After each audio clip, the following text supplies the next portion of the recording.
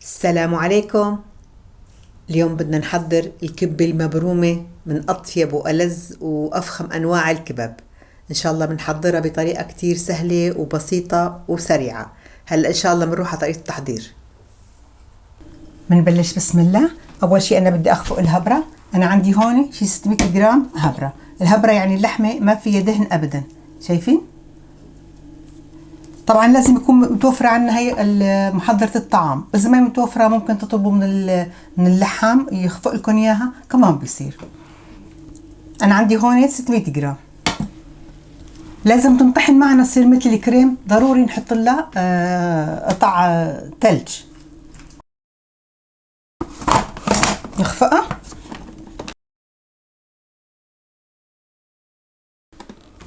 هيك صارت تمام. شايفين ما شاء الله شلون طلعت كريمية على الآخر. أنا بدي هلا أنقص منها هيك شي 100 جرام، أحطها هيك على جنب هيك، وأفضل الباقي مشان نحطه مع الكبة. يلا هلا بحطهم بالبراد وبنكمل خطوة بعد إن شاء الله. هلا إن شاء الله بدنا ننقع البرغل. أنا عندي هون كيلو برغل، طبعا برغل ناعم. بدي أحط له هيك معلقتين ملح. أنا عندي هون البهارات، عندي معلقة صغيرة فلفل أسود ومعلقة صغيرة بهارات السبعة. طبعا هي بهارات السبعة أنا عاملتها بفيديو سابق، طبعا شغل الإيد أطيب بكتير، إذا بتحبوا بحط لكم إياه بصندوق الوصف. وعندي هون فليفلة حمراء أو بابريكا. وعندي هون نص معلقة صغيرة قرفة. خلطهم مع بعضهم. بحط لهم مي، طبعا مي من الحنفية، مي باردة. انا هلا مبدئيا حطيت كوبين مي، نحن عمال نطحن نشوف اذا بنعتاز مي بنرجع بنزيد. هلا ان شاء الله بدنا نقلي اللحمه اللي بما ينتقع عنا البرغل. بدي احط هيك معلقه صغيره سمنه، طبعا يعني ما بنصحكم لا بالزيت ولا بالزبده بهي الاكله ابدا.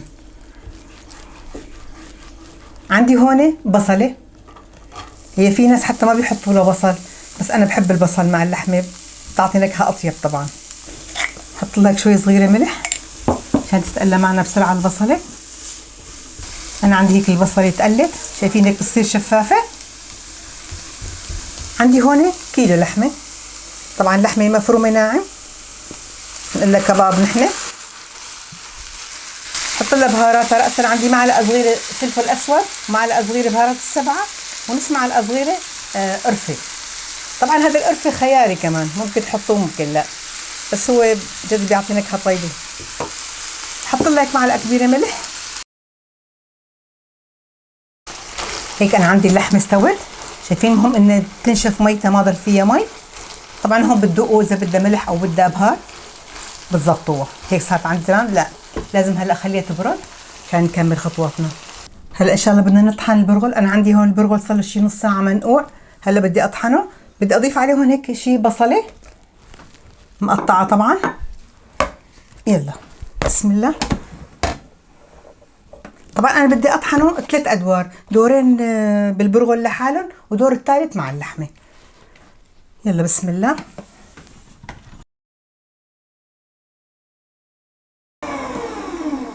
انا خلصت اول دور، انا مساوي الدور الثاني.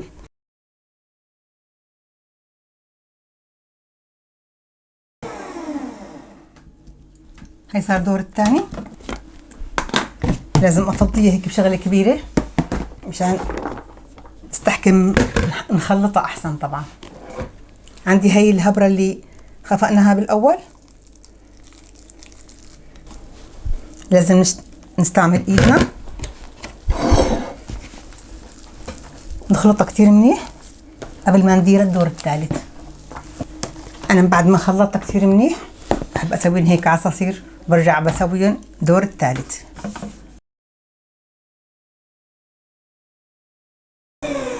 هيك انا خلصت الدور الثالث. هلا لازم افضيها هون وامعكها شوي. لازم تنفرك كتير منيح وتتخلط كتير منيح. يعني هيك صار عندي العجينه جاهزه، شايفين؟ لازم تكون هيك. طبعا انا بالنسبه للمي كمان حطيت اقل من نص كوب مي، شايفين؟ لازم تكون هيك العجينه دابقة على بعضها وطرية. أنا عندي هيك اللحمة بردت. أنا عندي هون 100 جرام فستق حلبي. طبعا ممكن تحطوا أي نوع تاني كمان ممكن، بس هذا الفستق الحلبي طبعا ني.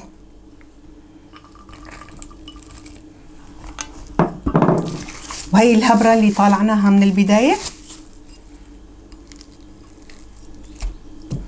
لازم أدخلها بقلب اللحمة. هاي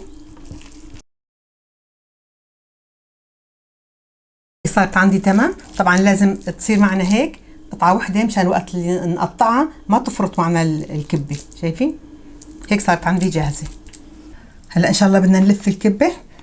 بدي اخذ قطعة. انا هيك بقطعهم قطع. ناخذ قطعة. لازم يكون في جبنة هيك شوية مي، ولازم يكون في عندي كيس نايلون. طبعا انا هي القطعة طريتها قبل. بدهن هيك شوية مي على الكيس. بدي ارقى بالشوبة.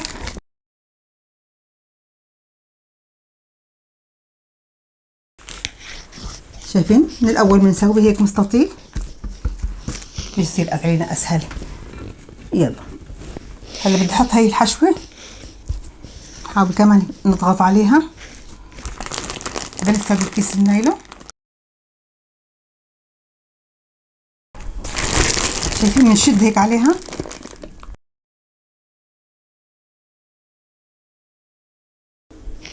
بالايد مي بنحاول هيك نسكرها من هون. اذا في عندي عجين زياده من هون بشيله. بحطه بهذا النايلون رقيق مشان نظبطه.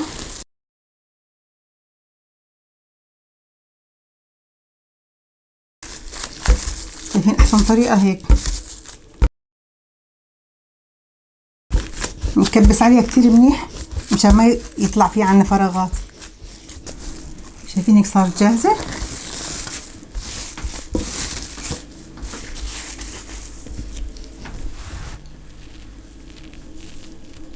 هلا بسوي البقيه نفس الطريقه.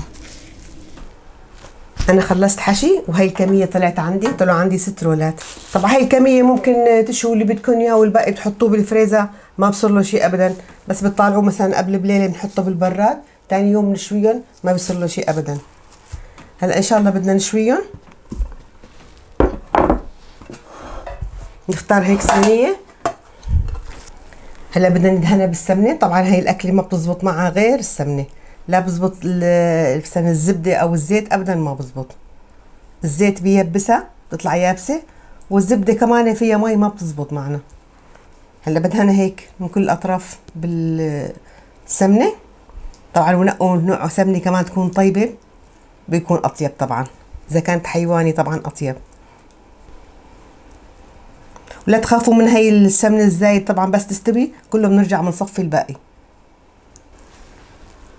انا هلا محمي الفرن يعني بدها على 180 190، بس كل 10 دقائق لازم نقلبها. كل 10 دقائق بنقلبها على كل الاطراف. هلا بس تطلع ان شاء الله بنشوف قديش اكلت معنا وقت بالضبط. انا عندي هون بعد 20 دقيقه لحتى صارت تغلي. شايفين لازم نرجع هيك نسقيها بالسمنه مشان ما تطلع معنا ناشفه. هلا برجعها الفرن. انا عندي هيك الكبه استوت واخذت هذا اللون هيك. طبعا احنا ما بدنا نحمرها مثل الكبه المقليه، بس هيك شوي صغيره صارت هيك زهر بكفي. طبعا انا اخذت معي وقت 35 دقيقه. طبعا انتم حسب فرنكم. طبعا مع التقليب بنضل بنقلبها هيك للكبايه، ومثل ما قلت لكم بنضل بنسقيها. هلا لازم نصفيها من السمنه. بضل هيك مميلتها شوي حتى يصفى هيك السمن الزايد. بصفيها. لازم هلا نستناها تبرد على الاخير، بعدين بنقطعها وبنقدمها. هلا هيك عندي الكبه بردت. طبعا لازم يعني ما نقطعها حتى تبرد مزبوط تمام. واذا مستعجلين عليها ممكن تحطوها بالفريزر تبرد. اذا بتقطعوها وهي سخنه بتفرط. يلا بسم الله الرحمن الرحيم.